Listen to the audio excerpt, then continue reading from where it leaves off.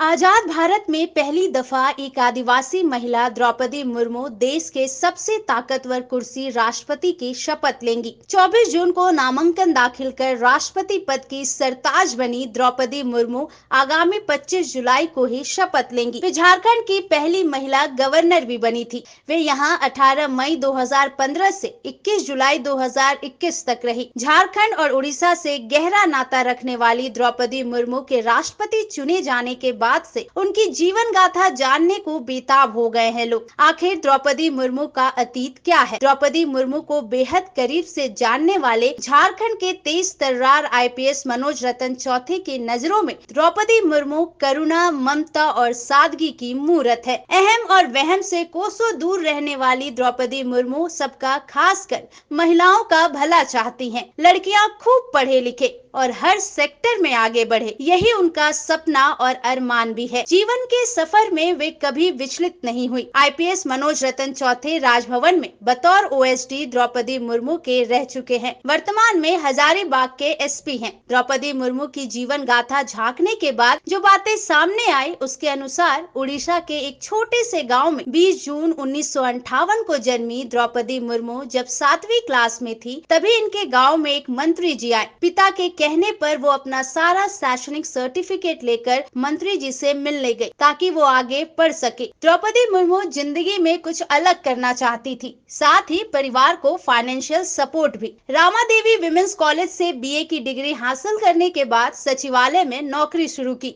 शादी के बाद उन्हें नौकरी छोड़ना पड़ा। ससुराल के कुछ लोगों को घर की महिलाओं का नौकरी करना पसंद नहीं था।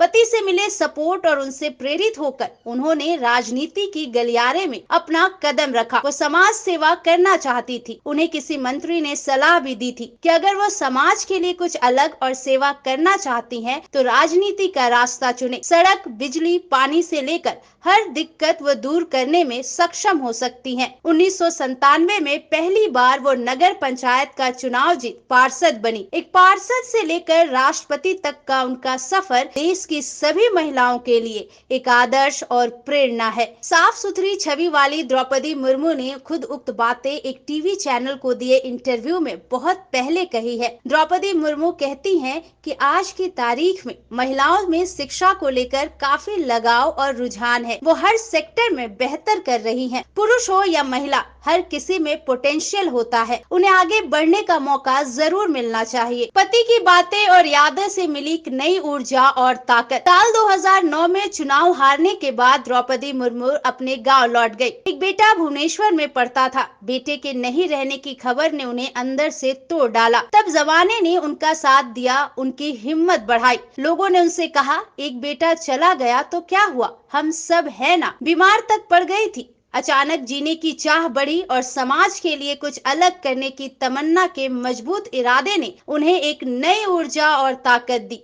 अचानक एक और मनहूस खबर आई कि दूसरा बेटा भी नहीं रहा। कुछ साल बाद यानी 2014 में पति भी चल बसे। माँ और छोटा भाई भी दुनिया छोड़ चुके थे। अंदर से बेहद टूट चुकी द्रौपदी मुर्मू को उनके पति की बातें और यादें आगे ले गई। उनके पति चाहते थे कि वो राजनीति में आए और समाज के लिए कुछ अलग करे। पति से मिले सपोर्ट की वजह से देश और समाज ने उनका मान बढ़ाया।